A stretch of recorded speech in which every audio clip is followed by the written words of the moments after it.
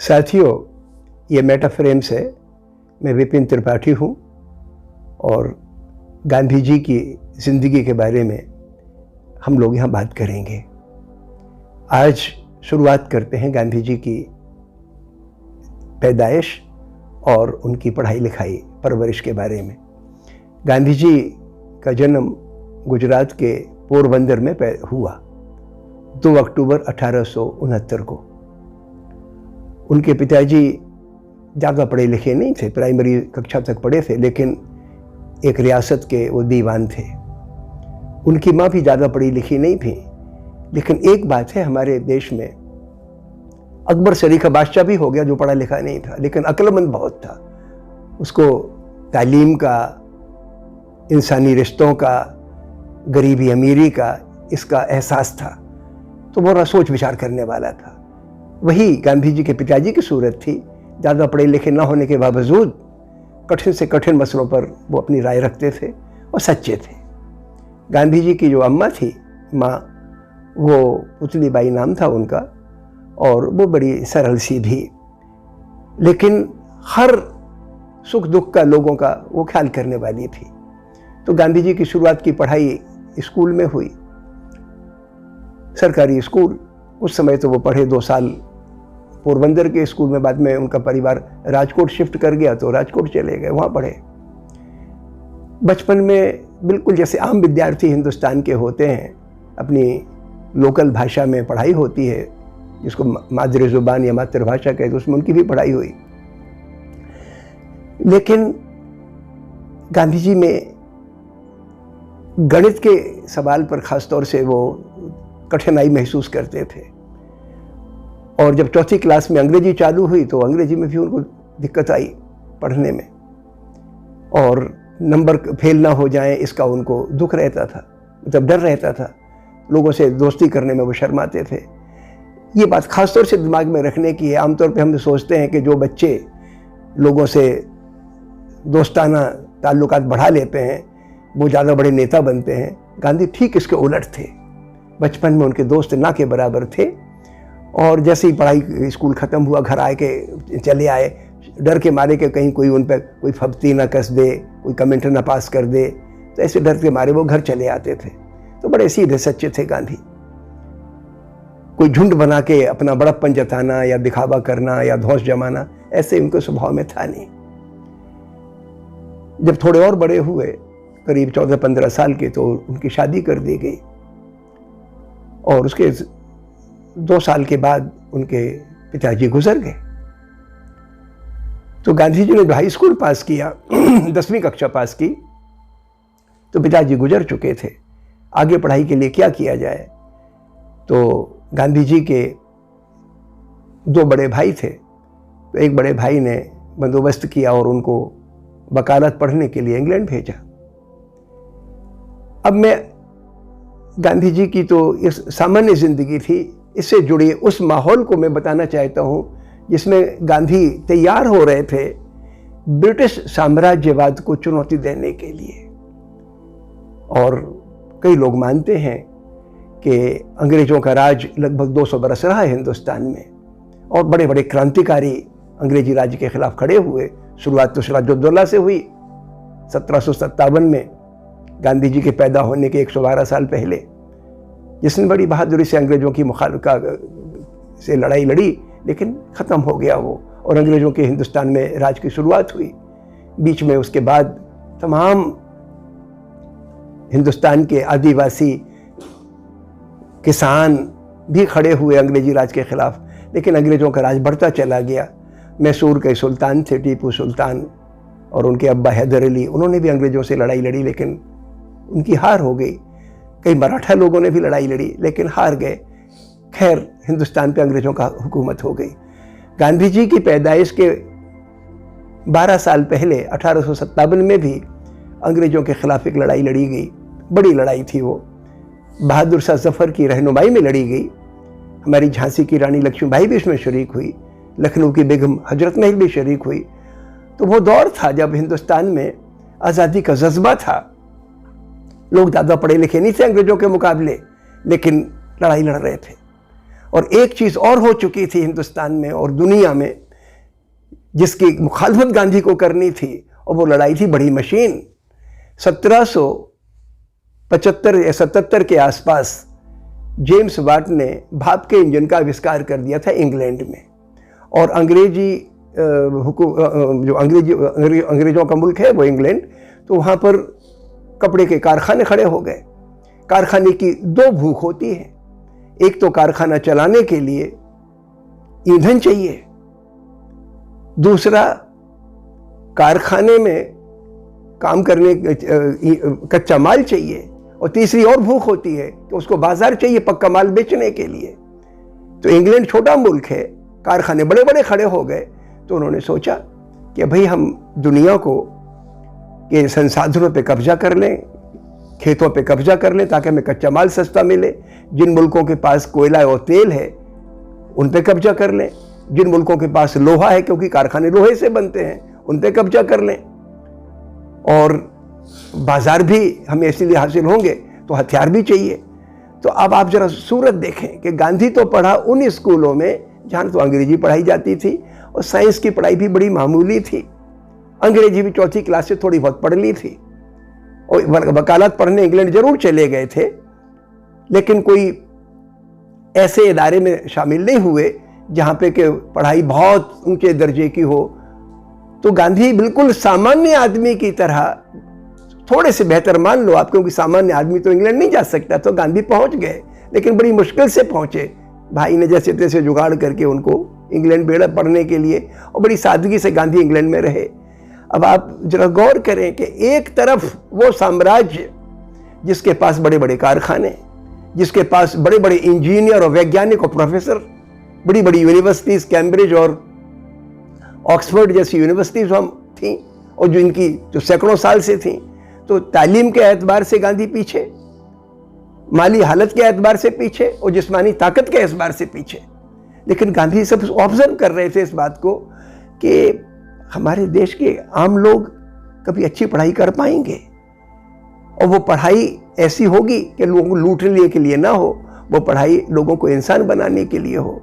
तो गांधी जब इंग्लैंड पहुंचे तो उनके दिमाग में ये ख्यालात आते थे कि हम किस तरीके से आज़ाद इंसान की शक्ल में इस धरती पर रह सकें, अपने मुल्क में रह सकें, अपना पेट भर सकें, गुजर बसर कर सकें, सब लोग, लड़के और लड़की, गरीब और अमीर, हर जात और हर धर्म के लोग।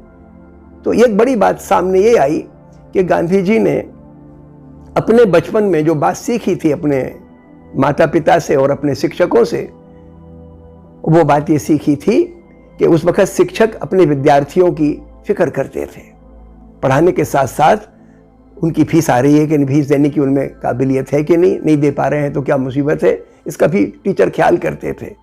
और उनके पिताजी से उन्होंने सीखा, जिस बात को एक बार किसी से वचन दे दिया उस पर टिकना।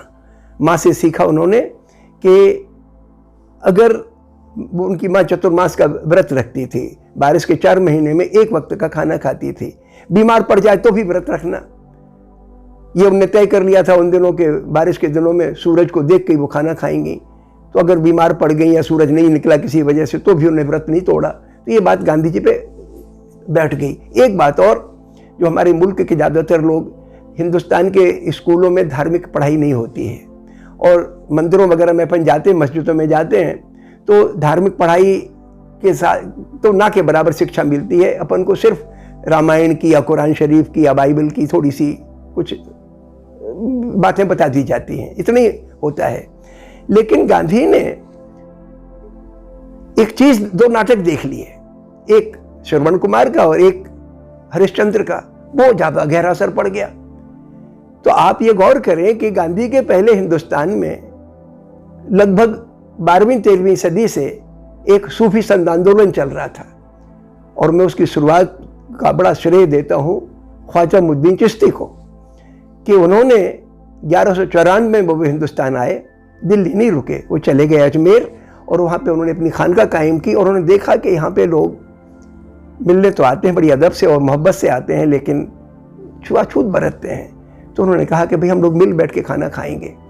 तो एक रिवायत शुरू की हिंदुस्तान में उन्होंने, जातिगत भेदभाव मिटाने के लिए मिल बैठ के खाना खाने की। ब्राह्मण भी वहीं बैठा है, वहीं दलित बैठा है, वहीं मुसलमान मौलवी बैठा है, वहीं सब बैठे हैं, कारीगर बैठा है।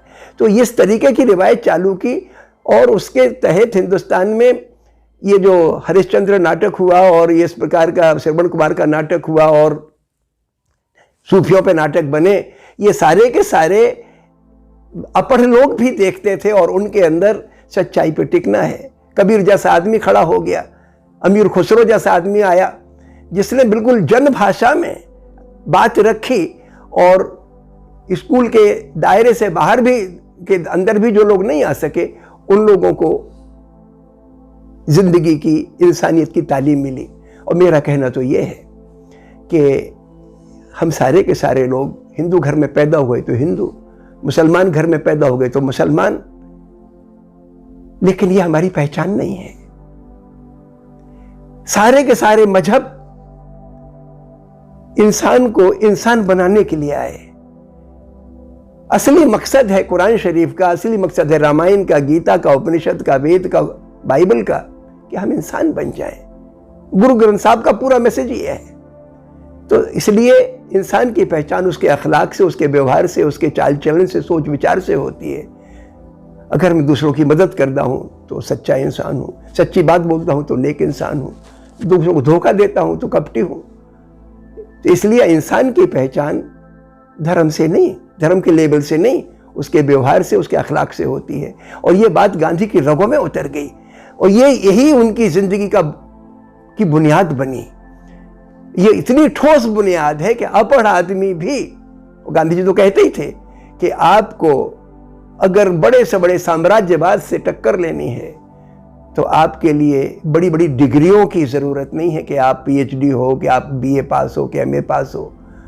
आप अपढ़ रह के भी अगर आप सच्चे हो और निडर हो, लोभी लालच में नहीं फंसते हो, तो आप उसका मुकाबला कर सकते हो। और इसी के लिए हम गांधी की चर्चा करेंगे कि गांधी ने किस तरीके से अदना आदमी होते हुए भी साम्राज्यवाद को टक्कर दी। तो एक बुनियादी बात मैंने गांधी के बचपन से चालू की और इंग्लैंड के तक पहुंचने की चर्चा की। अब आपको दो बातें मैं आज के एपिसोड में और बताना चाहता हूं तालीम के बारे में। अरसे से बहुत साल पहले पैगंबर मोहम्मद पे जब पहली आयत उतरी तो तालीम का उन्होंने कहा पढ़, और ये पैगाम फैला। खुद पढ़े लिखे नहीं थे, लेकिन मालिक का करम था, भगवान की कृपा थी कि उनके ऊपर वो आयतें उतरती थी और इसलिए उतरती थी कि उनके अंदर पहले से ही इतनी गहरी संवेदनशीलता थी, दर्द था उनमें। किनका दर्द? कि हमारे मुल्क में लड़कियों के साथ नाइंसाफी होती है, पैदा होती है तो लोग खुशी नहीं मनाते, कई लोग उनको गाड़ देते हैं जमीन में जिंदा। ये बात उनको बड़ी चुभती थी। दूसरा गुलामों का निजाम था कि भाई लोग आदमी को खरीद लेते थे, और ये कई मुल्कों में, अफ्रीका के तमाम मुल्कों में ये व्यवस्था चल रही थी। तो ये बात उनको बहुत तकलीफ पहुंचाती थी कि कैसे ये नाइंसाफी ख़त्म होगी। तो उनकी इस दर्दमंदी की वजह से उनके ऊपर 40 साल की उम्र में कुरान शरीफ की आयत आई, और पहली आयत आई पढ़। पढ़ माने क्या? तो वो चक्कर में पढ़ के क्या पढ़ना है? तो पढ़ना माने जो सामने उसको देख, बगैर इमेजेस के, किसी को छोटा बड़ा माने बगैर, लोगों के दुख तकलीफ को समझ और हुनर पैदा कर। काहे का हुनर? सलीके से काम करने का हुनर, ताकि एक दूसरे की मदद की जा सके, ठीक से गुजर बसर की जा सके। और इसके लिए वो कहते थे कि अगर तुझे चाइना भी जाना पड़े, चीन जाना पड़े, तो जा हुनर सीखने के लिए। और ये चीज 1400 बरस पहले, गांधी जी के करीब 1300 साल पहले पैगंबर मोहम्मद ने हमारे सामने रखी थी। हिंदुस्तान में गांधी जी ने मोहम्मद साहब की किताब तो नहीं पढ़ी थी, कुरान शरीफ उस वक्त नहीं पढ़ी थी, हदीस भी नहीं पढ़ी थी, लेकिन सूफी संतों का पैगाम गांव-गांव में फैल चुका था। संतों के जरिए, कबीर के जरिए, बुल्ले शाह के जरिए, नानक के जरिए। और ये बात रगों में उतर गई थी कि आपको पढ़ना है काहे के लिए? इसलिए ताकि आप अच्छे और बुरे का फर्क कर सकें, अपने पांव पे खड़े हो सकें, और जो बात पढ़ें आपको ठीक लगे उसको अमल में ला सकें। तो गांधी जी का फोकस हमेशा पढ़ने में कमजोर थे, कम बातें पढ़ पाते थे, कम समझ पाते थे, लेकिन जो समझते थे उस पर अमल करते थे। ये उनकी खासियत थी। तो लगभग 21-22 साल की उम्र में पढ़ाई पूरी करके, वकालत की पढ़ाई करके, बैरिस्टर बन के वो हिंदुस्तान वापस आए।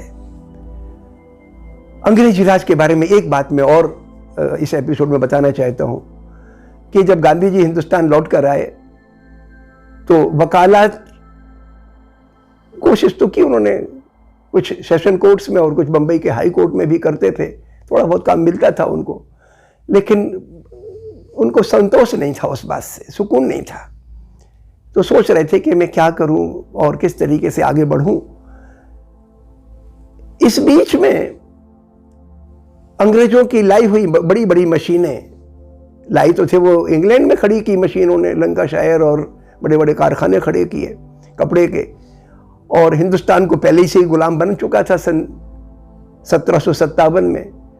और गांधी जी के आने के लगभग 90 साल पहले बड़ी मशीनों की खातिर हिंदुस्तान के किसानों पे ऐसे ऐसे कानून बनाए जा रहे थे ताकि यहाँ का कच्चा माल सस्ते दाम पे इंग्लैंड को मिल जाए।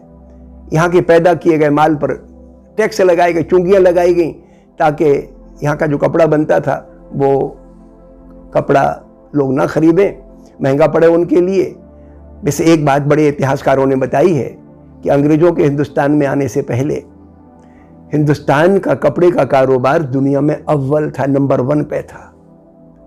दूसरी बात ये बताई कि अंग्रेजों से आने के पहले 300 बरस तक हिंदुस्तान में बड़े बड़े महाअकाल नहीं पड़े थे, लाखों की तादाद में जिनमें आदमी मरते हैं। लेकिन चूंकि अंग्रेजों के आने के बाद उन्होंने हिंदुस्तान के छोटे उद्योगों में पैदा होने वाली चीज़ों पर इतनी चुंगी और टैक्स लगाए कि वो इतने महंगे पड़ने लगे कि लोग बाहर का माल खरीदने लगे, अपने देशी माल को नहीं खरीदते थे। तो यहाँ के उद्योग चौपट हुए तो लोग भूखों मरने लग गए।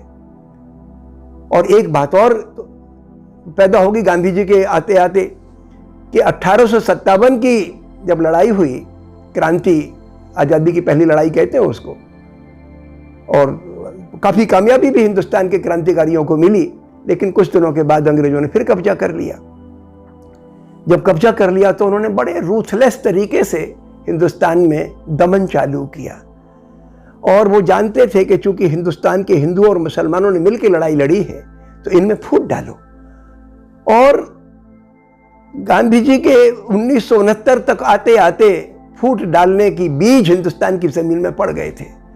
तो बचपन से गांधी को इस बात का इल्म था कि हमारे लिए इस साम्राज्यवाद से अगर लड़ाई लड़नी है तो हमारे लिए हिंदू और मुसलमानों के बीच में ये जो घृणा के बीज पैदा किए जा रहे हैं, डाले जा रहे हैं, उससे लड़ना है।